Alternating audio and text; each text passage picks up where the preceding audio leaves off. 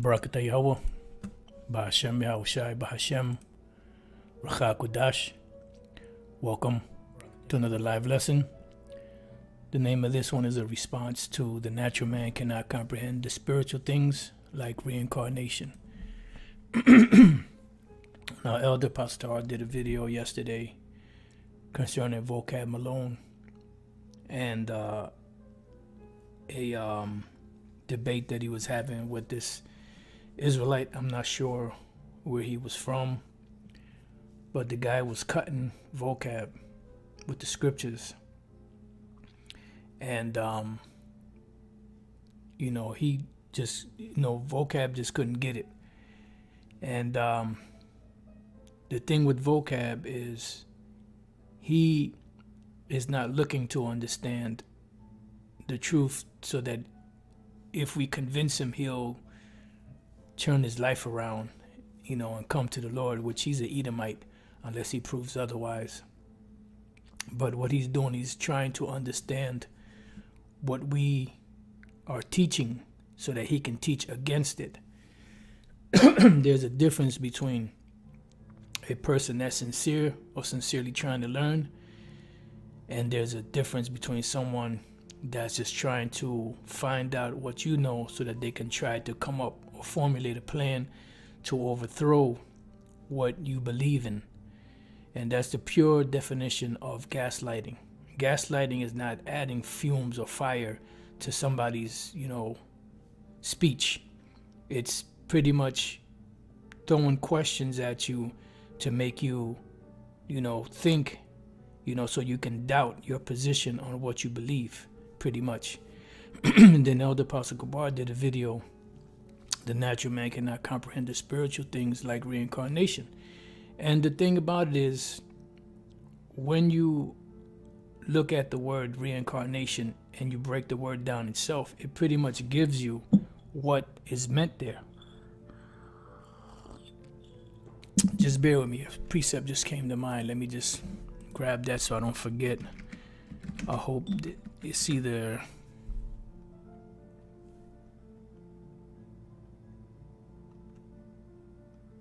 No, it's...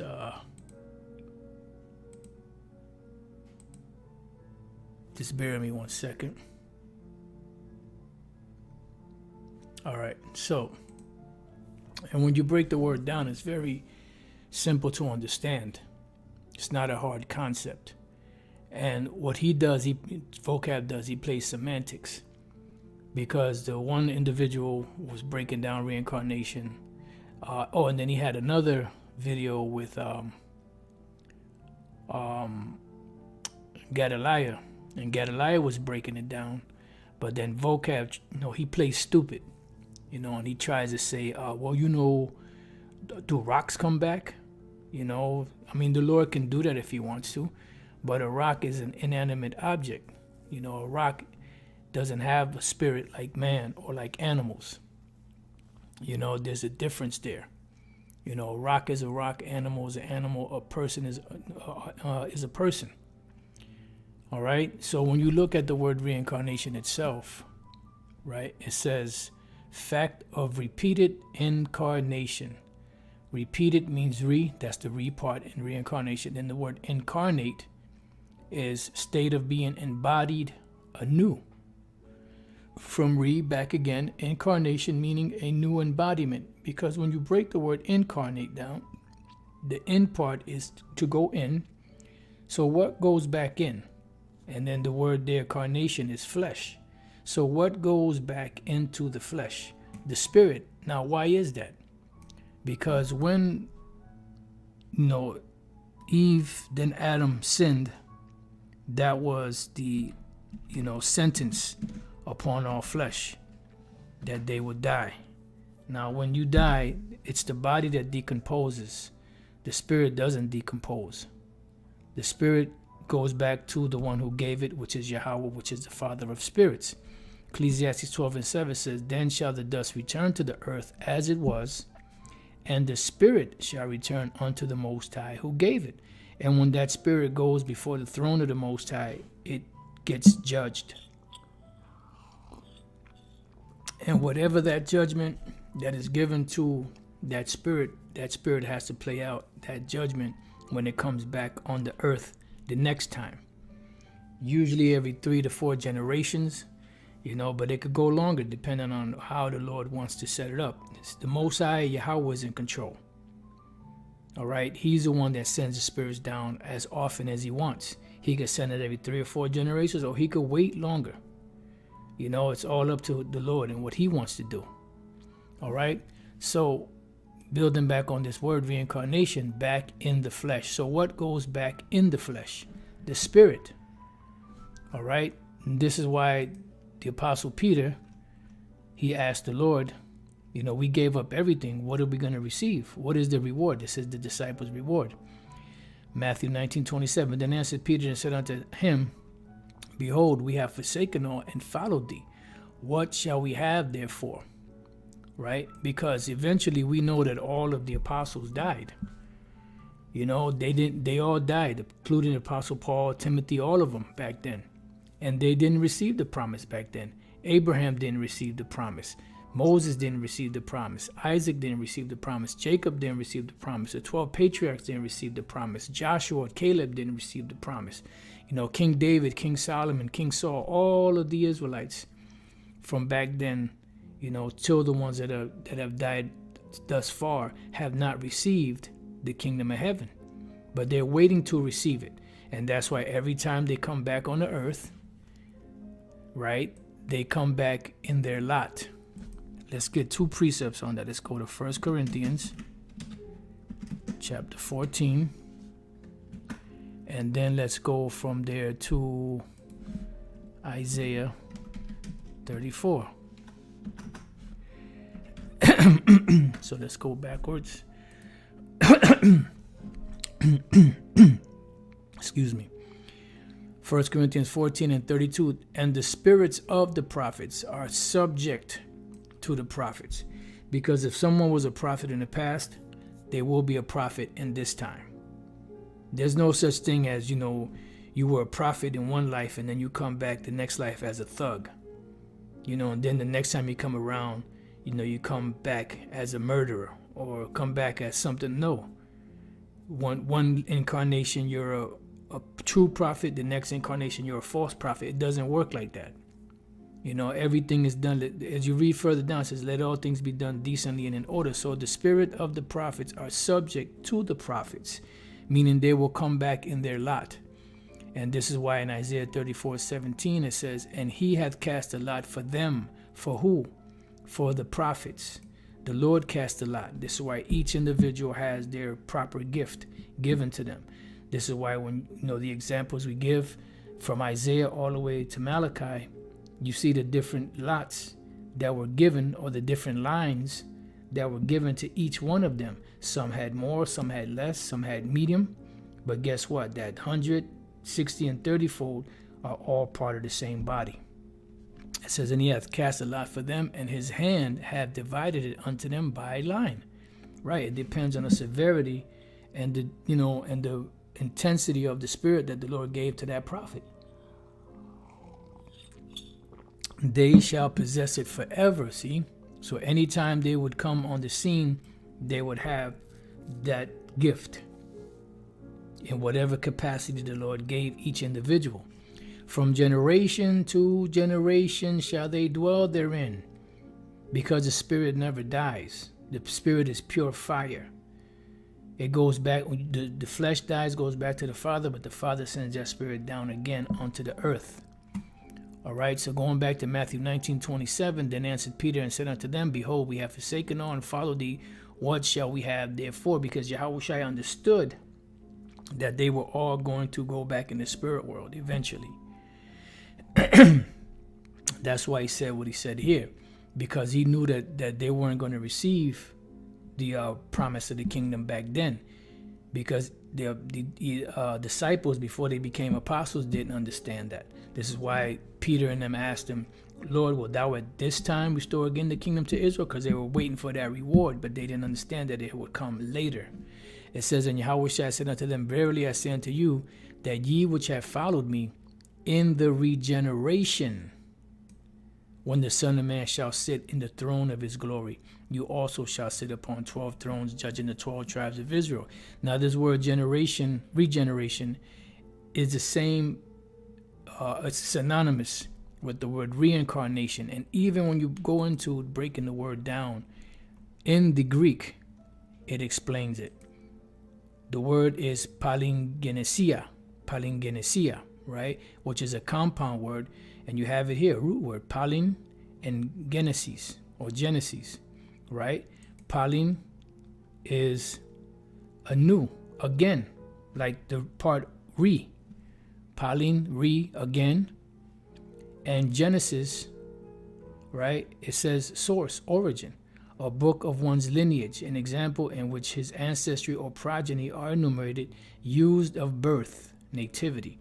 So when you put the word together, regeneration is rebirth or reborn again or born again. And that's what it speaks about. That's what it is. New birth, reproduction, renewal, recreation, regeneration, because they've been reincarnated back into the flesh.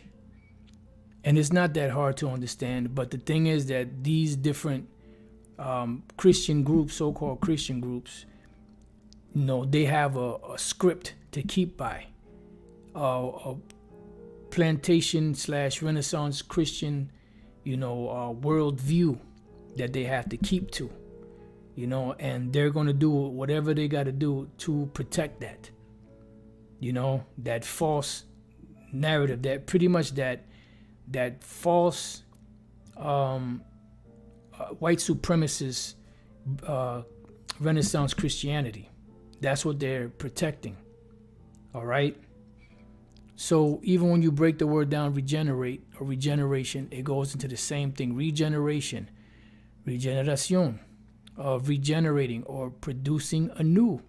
Originally spiritual, also a resurrection from the Old French regeneration, directly from late Latin, a being born again.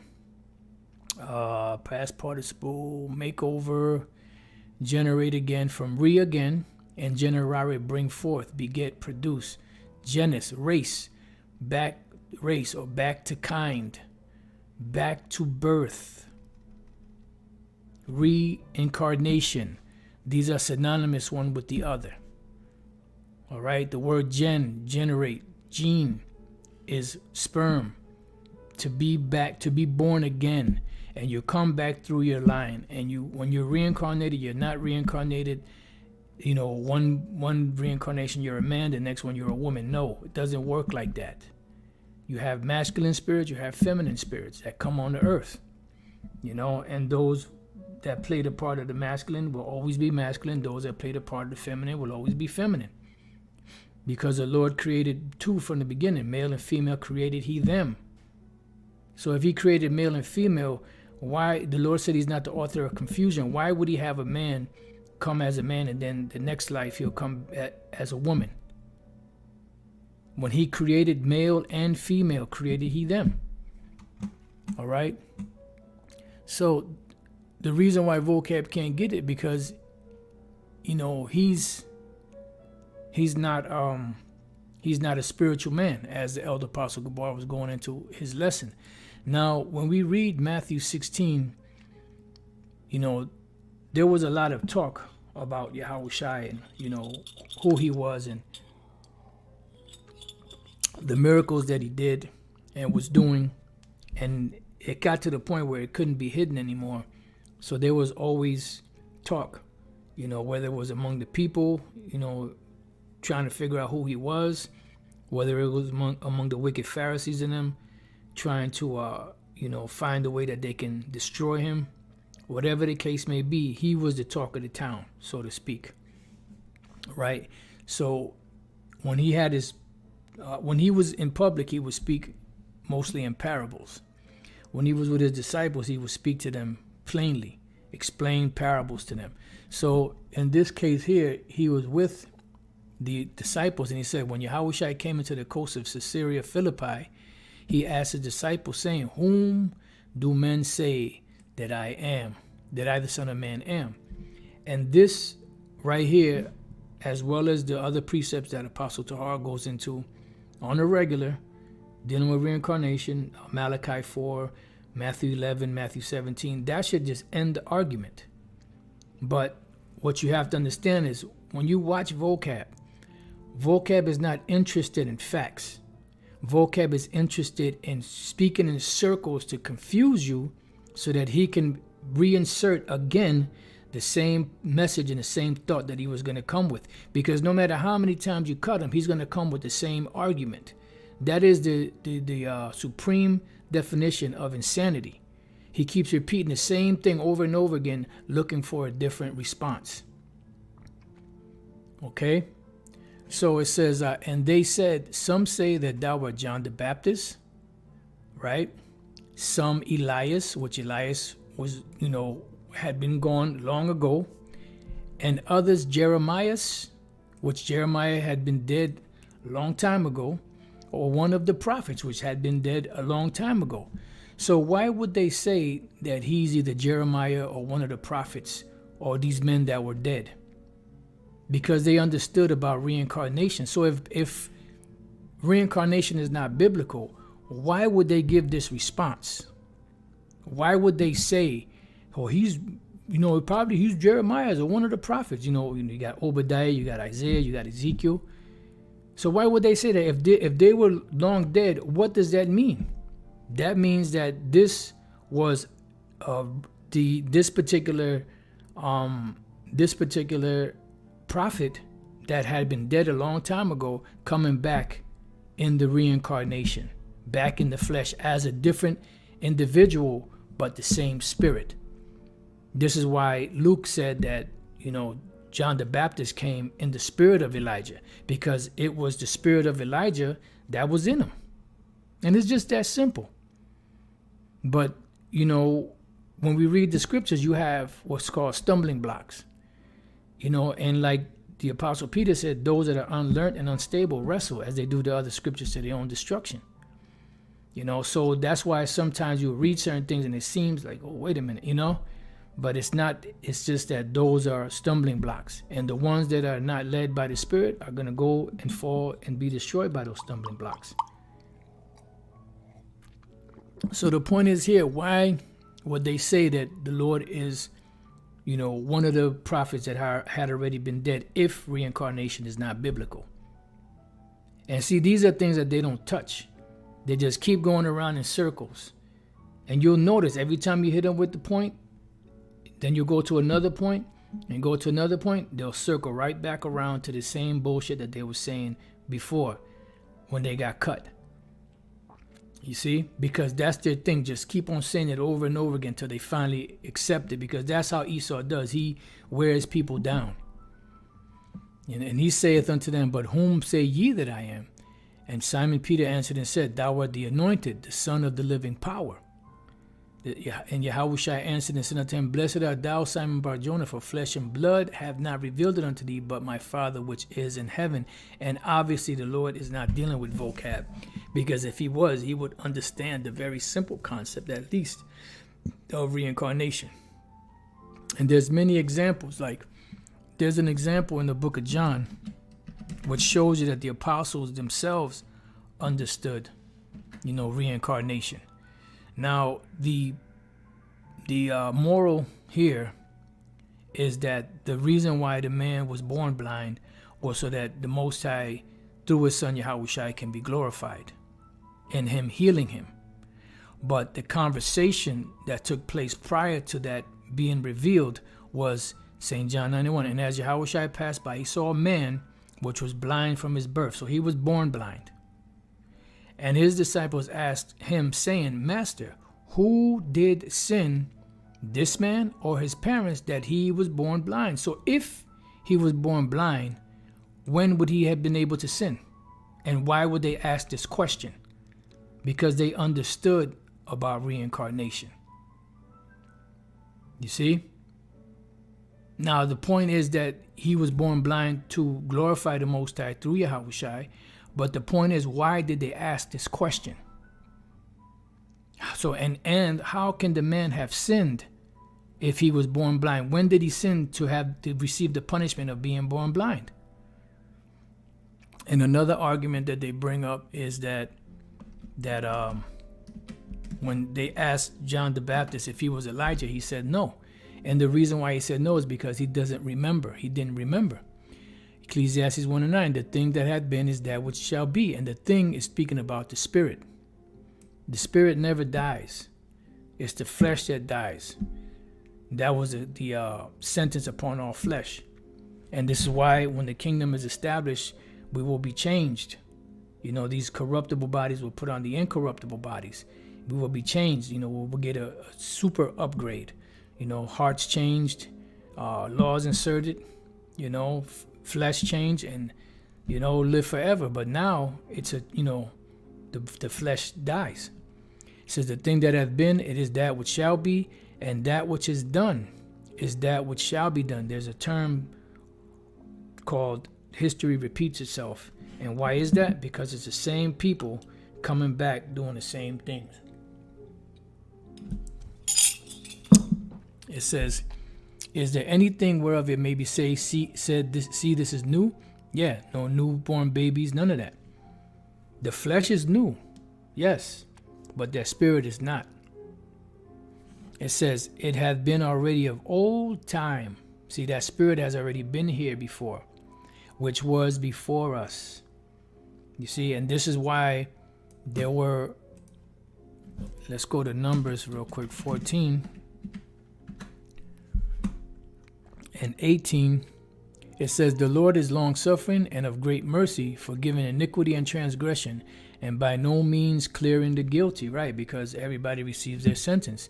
Visiting the iniquity of the fathers upon the children unto the third and fourth generation. Why? Because that's when they would come back. Because when we go to Ezekiel 18, it says the father shall not pay for the sins of the son, neither the son for the sins of the father. So is this a contradiction? No. The reason why they would pay later is because they are their forefathers coming back in the third or fourth generation. And this is what the apostles understood. And this is why they asked Yahawashi, who did sin, this man or his parents that he was born blind? So if he was born blind, when did he sin? In his past life. You know, which that wasn't the case. But the point is, why did they ask that question? All right, so going back to Ecclesiastes 1:11 now, there is no remembrance of former things. And this is the point, because the Lord blocked that part of our memory out. Because if we were, you know, to know who we were in the past, it would bug us out first and foremost. Second of all, we would be able to go to the grave site, you know, if there was a, you know, if we were put in a grave, in the past with a marker on it, and be able to go to the grave site and see the grave site where each and every one of us, you know, the life that we lived before, and be able to see it, you know. But the Lord took that out of our mind, because that's not what's important. Neither shall there be any remembrance of things that are to come with those which shall come after, right? And that's why we come back as newborn babies, which is, we're not really new. The spirit is old, the flesh is new, and then we have to be taught all over again. You see? So reincarnation is all throughout the scriptures. When we go to the book of Revelation, chapter 1 and 7, it says, behold, he cometh with clouds. Who's the he? Yahawashi. What are the clouds? The chariots, what they call UFOs, UAPs, whatever they want to call them. And every eye shall see him. Because the people on the planet will see the Lord when he comes back. Because the heavens are going to be covered from one end of heaven to the other. It's going to be covered with the chariot of the Lord and the other chariots of the angels. And they also which pierced him. So the ones that pierced him, that was what, 2,000 years ago. And they're going to see him in this time when he comes back. So how are they 2,000 years old, 2,000 plus years old? Almost 2,000 years old? No. They are here again, and more than likely, they're either in the military or they're in some type of, police, there's some type of police, whatever capacity, because these were Roman soldiers back then that pierced him. And they're going to see the Lord, and it's going to be brought back into their mind that they were the ones that crucified the Lord. Just to show you, you know, that's reincarnation right there. Another one we can go to is the book of Revelation,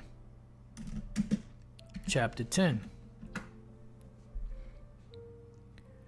And 10. And I took the little book out of the angel's hand, this is the Apostle John, and ate it up, and it was in my mouth sweet as honey. And as soon as I had eaten it, my belly was bitter. And he, the angel, said unto me, unto John, the revelator, John, the Apostle John, thou must prophesy again. Thou must prophesy again.